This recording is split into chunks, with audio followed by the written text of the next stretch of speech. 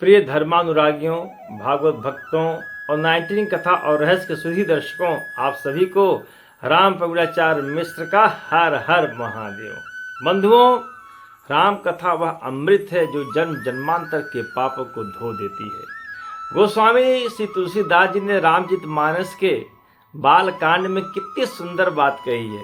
कहते हैं, राम कथा सुंदर करतारी, संशय बिह गए उड़ावनिहारी। अर्थात भगवान राम की कथा हाथी की उस सुंदर ताली के समान है जो हमारे मन के भीतर बैठे संदेह रूपी पक्षियों को हमेशा के लिए उड़ा देती है। लेकिन बंधुओं, कथा का प्रभाव तभी होता है जब श्रोताओं का ध्यान कथा में हो। कई बार देखने को मिलता है कि व्यास जी कथा सुना रहे हैं मंच से, इधर जो है श्रोतागण सो रहे हैं, आपस में बात कर रहे हैं और कथा को ना श्रवण कर रहे हैं, ना अपने बगल वालों को कथा श्रवण करने दे रहे हैं। तो ऐसे लोगों को पाप लगता है।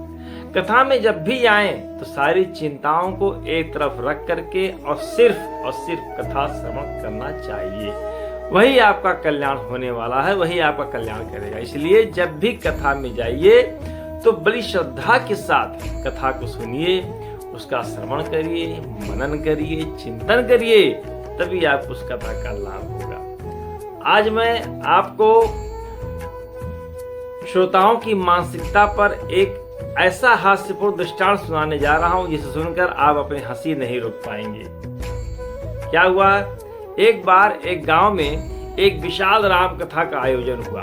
बहुत बड़े विद्वान जो है वो व्यासपीठ पर बैठकर कथा सुना रहे थे। कथा का बड़ा मार्मिक प्रसंग चल रहा था। व्यास जी ने देखा कि सबसे आगे की पंक्ति में एक ग्रामीण जो है वो भक्त बैठा है। वह भक्त महाराज जी की और एकदम एक टक लगाकर बैठा है और उसकी आंखों से टप टप आंसू बह रहे हैं। वह फूट फूट कर रो रहा था। व्यास जी गदगद हो गए। उन्होंने सोचा, वाह, मेरी कथा सार्थक हो गई। इस श्रोता ने तो साक्षात वैराग्य प्राप्त कर लिया है।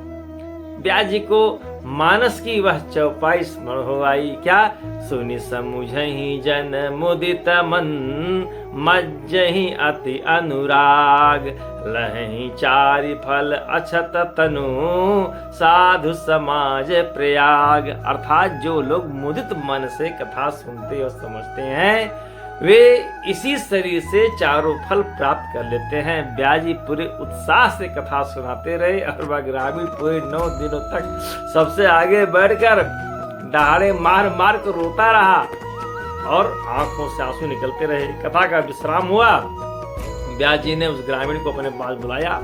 उन्होंने बड़े प्रेम से उसके सिर पर हाथ रखा और पूछा, भगत जी, मैं आपके वैराग्य से बड़ा प्रसन्न हूँ।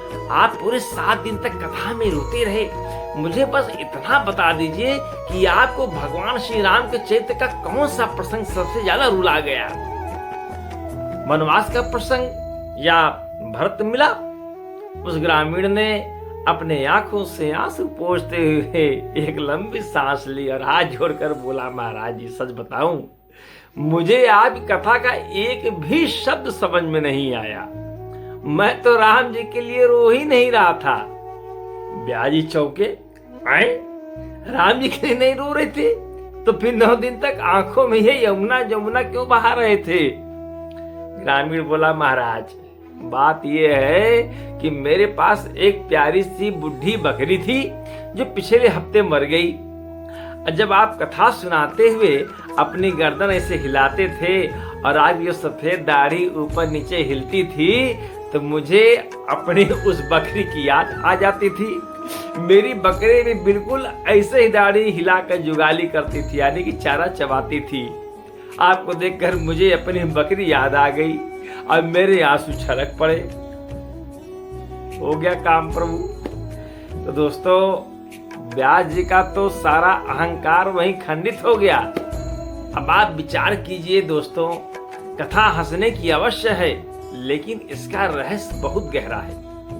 व्यक्ति जिस भावना से ग्रसित होता है सर्वत्र वही दिखाई देता है। वह ग्रामीण बैठा तो व्यासपीठ के सामने था, लेकिन उसका मन अपनी बकरी में अटका था।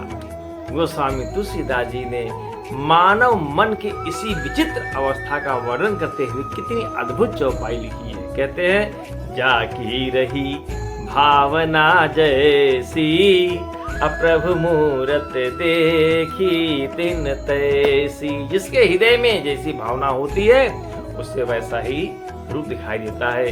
संत को भगवान दिखते हैं और मोही व्यक्ति को संसार की नश्वर वस्तुएं। इसलिए मेरे प्रिय दर्शकों, जब भी कथा श्रवण करने बैठे, पूजा करने बैठे, तो अपने मन की बकरियों को, अपने घर की चिंताओं को, अपनी दुकान के हिसाब किताब को बाहर छोड़कर आवे। गोस्वामी जी स्पष्ट चेतावनी देते हैं। कहते क्या है? मोह सकल व्याधिन कर मूला, अतिन्हते पुनि उपजहि बहुसूला। श्री राम जय राम। यह अज्ञान और मोह ही सभी रोगों और दुखों की जड़ है। शरीर मंदिर में हो और मन जूतों में अटका हो तो उस दर्शन का कोई लाभ नहीं है। आशा करता हूँ यह हास्य ज्ञान से परिपूर्ण कथा आपके जीवन में एक नया प्रकाश लाएगी। यदि प्रसंग आपके हृदय को छुआ हो तो वीडियो को लाइक अवश्य करें और अपने मित्रों तक इस संदेश को पहुंचाने के लिए शेयर अवश्य करें। अपनी अमूल्य राय कमेंट बॉक्स में लिखें और 19 कथा और रहस्य चैनल को अभी सब्सक्राइब करना ना भूलें। भगवान श्री राम आपके हृदय में सदा विराजमान रहें। तब तक के लिए मुझे आज्ञा दीजिए। जय श्रीमन नारायण।